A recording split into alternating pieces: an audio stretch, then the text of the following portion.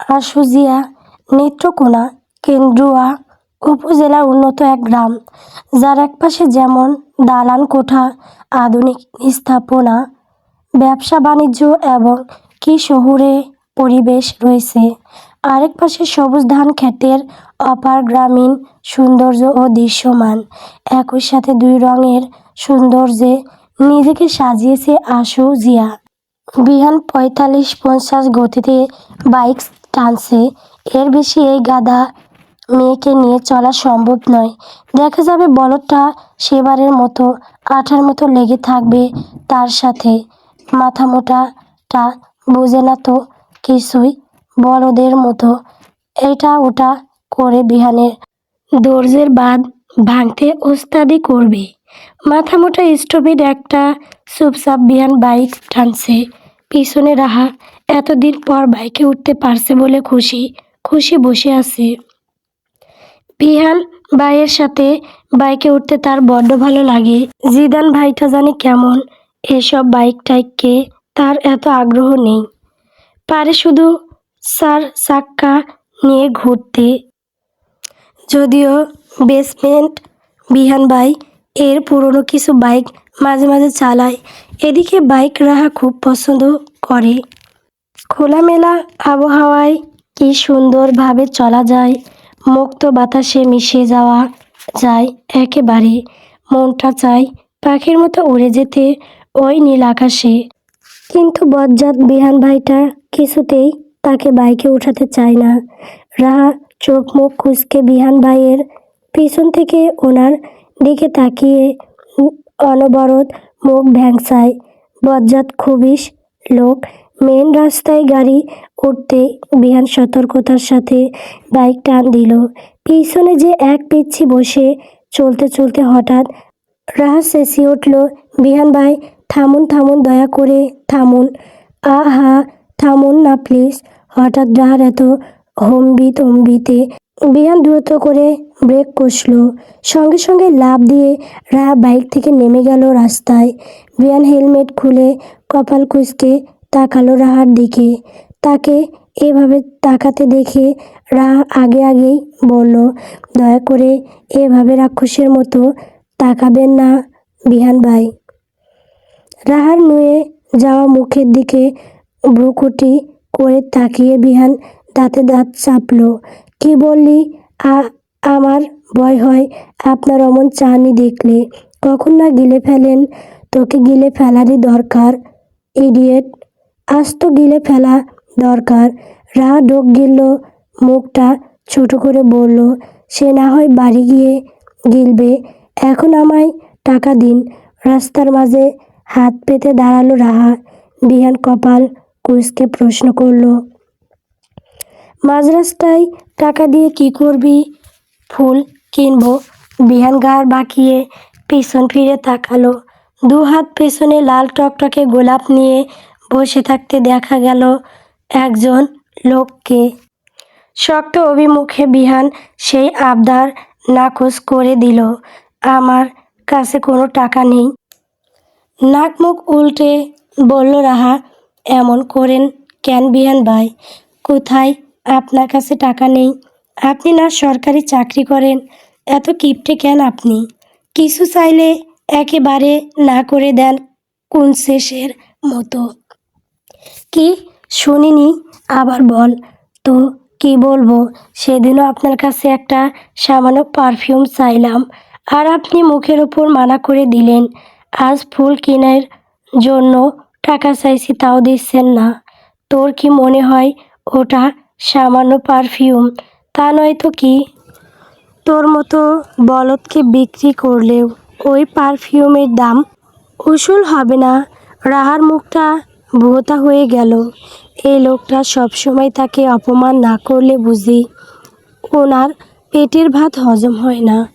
এই মুহূর্তে রাহার রাগ হলেও গোলাপগুলির প্রতি বড্ড লোভ হচ্ছে, তাই বলল, ঠিক আছে মানলাম আমার কোনো মূল্য নেই, তবুও রাস্তার পথচারী ভেবে আমাকে দয়া করে কিছু টাকা দিন, নয়তো গোলাপ কিনে দিন। আমি এত বড় লোক নই, আর না তো দয়ালু। অপাত্রে দান করতে পারবো না। রাহার মুখটার আগে অপমানে ফুলে গেল, লাল হয়ে আসলো। বিহান জানে এই মেয়ে রাগ করলে, কান্না করলে টকটকে লাল সেরির মতো হয়ে যায়। তখন ওর মুখটা দেখলে বিহানের বড্ড ভালো লাগে, খুব লোভ হয় একটু কামড়ে দেওয়ার।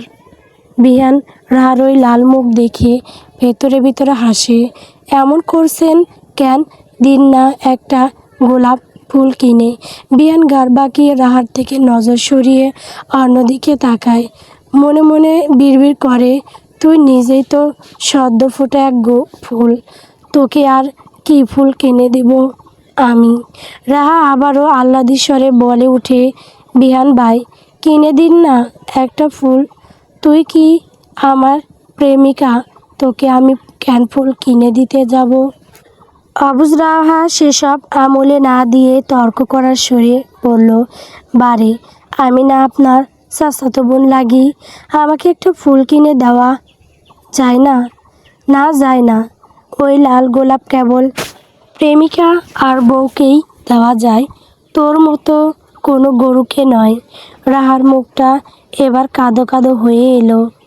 বিহান বুঝলো এই মেয়ে নির্ঘাত এবার রাস্তার মাঝে কেঁদে বসবে, পরে না পাবলিকের দোলানি খেতে হয়।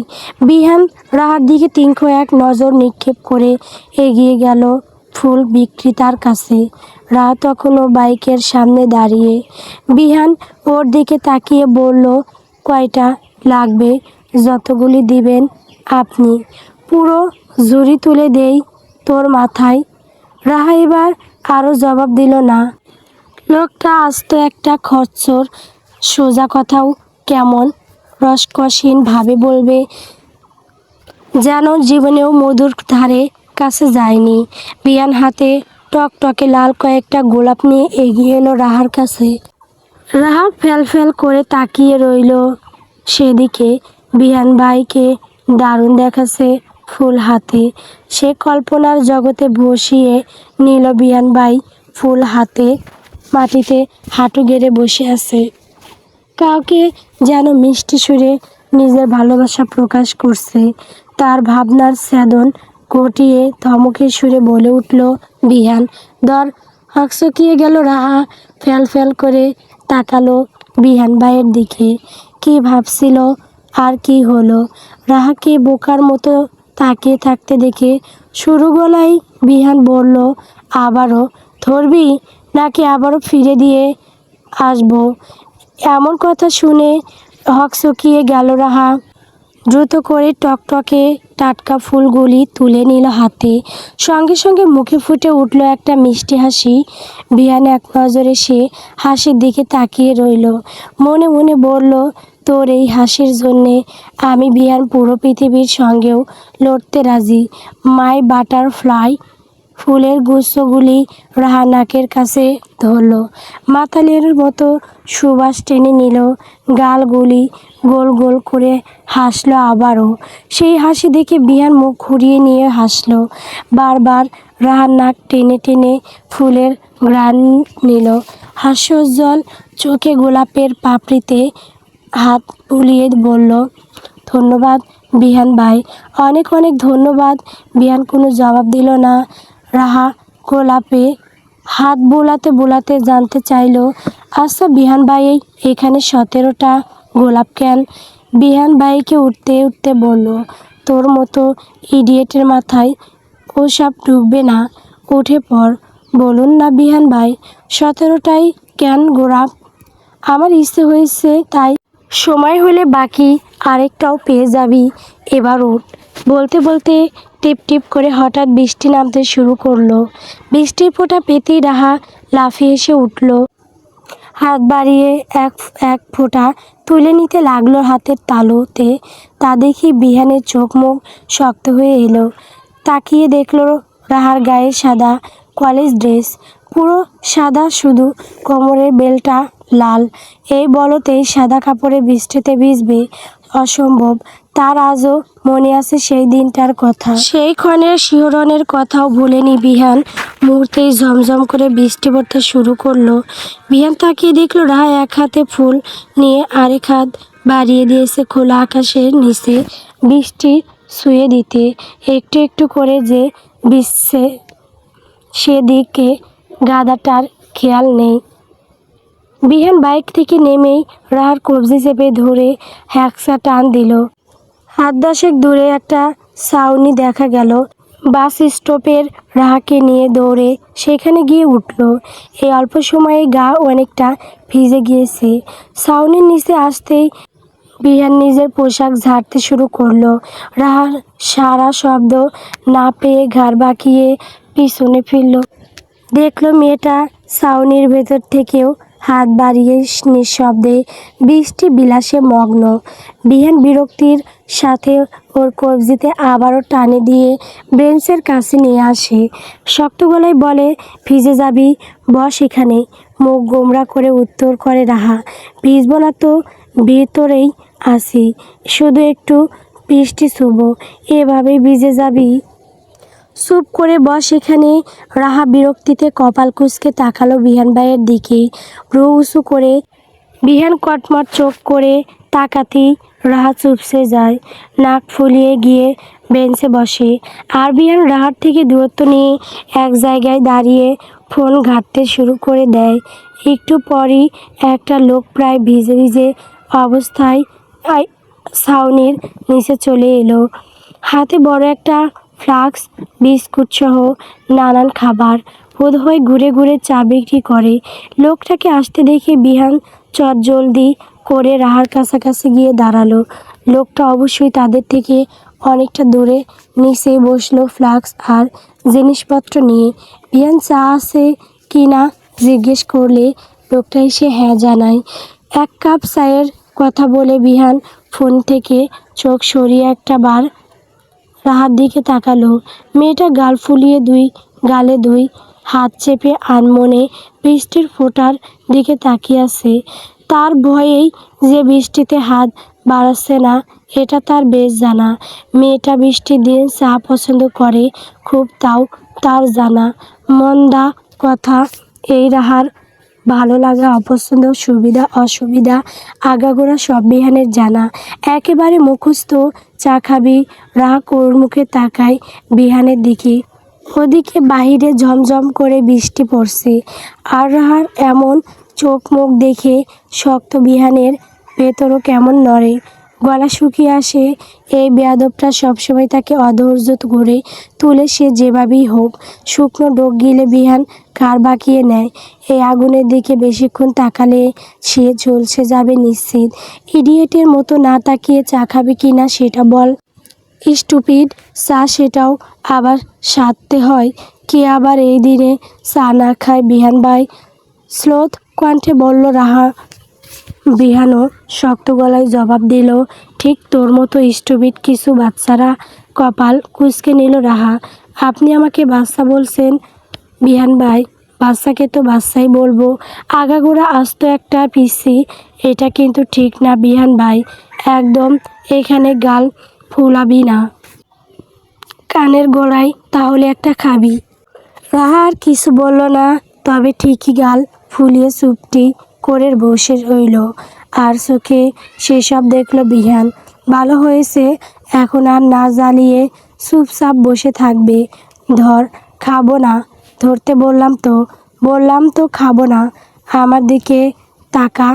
বিহানের গম্ভীর শক্ত কণ্ঠে। রাহা সত্যি মাথা উঁচু করে তাকালো। ওই চোখ আর তির্যক চাহনি দেখে রাহা মনে মনে বলতে লাগলো, খবিস খাটাস একটা, সব সময় জালে গিরি করবে আমার সাথে। মনে মনে আমায় না বকে চাটা ধর। একটু চমকালোই রাহা। ডোক গিলে চাটা তুলে নিল হাতে। চায়ের গ্রানটা খুব ভালো লাগছে এই মুহূর্তে। দেখলো বিহান ভাই তার পাশে দূরত্ব নিয়ে বসেছে। রাহা বৃষ্টির দিকে আর মনে তাকিয়ে চাটা মুখে দিবে তার আগে বিহান কাপে হাত আটকে বাধা দিল, খবরদার খাবি না।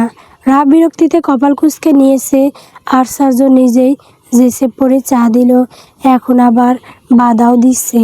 রাহার মেজাজ খানিকটা তেতে উঠল।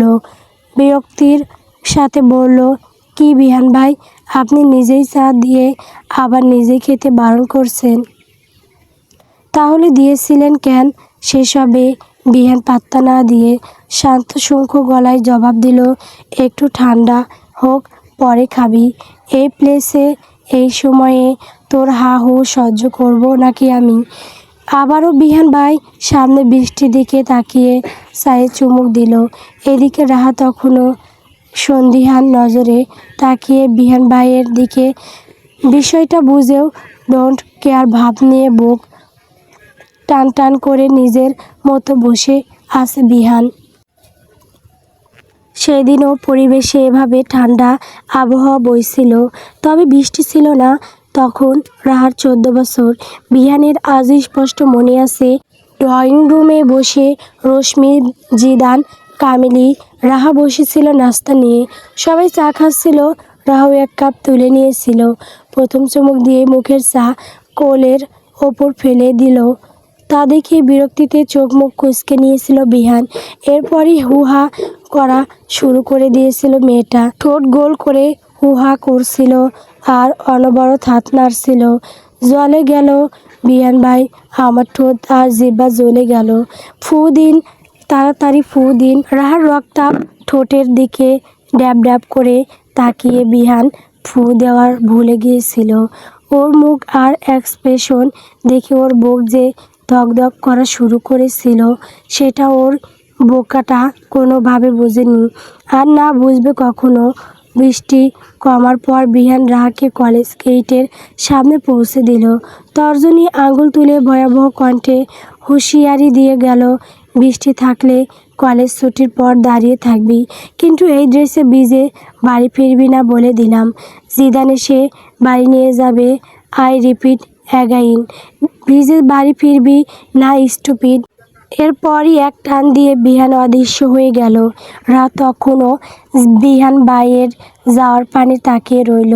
বিহান ভাইটা আসলেই অন্যরকম। ওনার উচ্চটা ফুলো বডি, চোখ ফেরানোর মতো না। তাকালে মন চাই শুধু তাকিয়েই থাকতে। অবুঝ বেখেয়ালি রাহা মনে মনে বলে উঠল, ইস বিহান ভাই এত সুন্দর কেন? দুপুরের দিকে বিহান বাড়ি ফিরল। এখনও রশ্মি এরা কেউ বাড়ি ফেরেনি। আর বাহিরে আজ আবার একটু একটু ঝিরঝিরি বৃষ্টি পড়ছে। ওই স্টুপিডটা নিশ্চয়ই এই হালকা বৃষ্টিতে নাচতে নাচতে বাড়ি ফিরতে চাইবে। বিহান বাইক থেকে নেমেই জিদানকে কল দিল। হ্যাঁ ভাইয়া বলো, আসিস কোথায়? আর ওদের অফিসে। বিহান নিজের হাত ঘড়িতে সময় দেখে নিয়ে বলল, আধ ঘন্টার মাঝে কলেজ ছুটি হবে, ওকে নিয়ে বাড়ি ফিরবি। জিদান যেন বুঝলো, তবুও রসান্ত কণ্ঠে শুধালো, ওকে মানে কাকে ভাইয়া?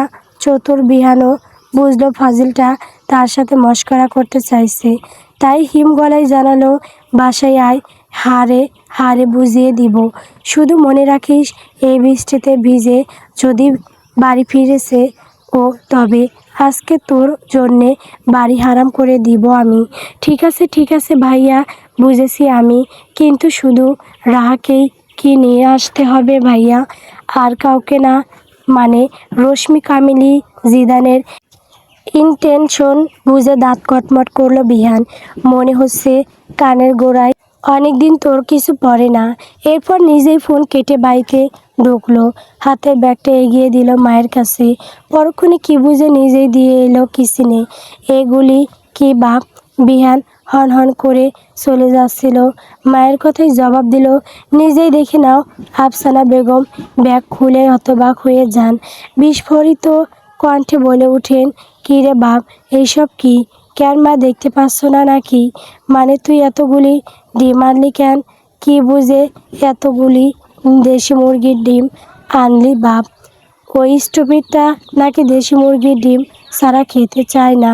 আফসানা বেগম হতভম্ব কণ্ঠে বললেন, তাই বলে এতগুলি?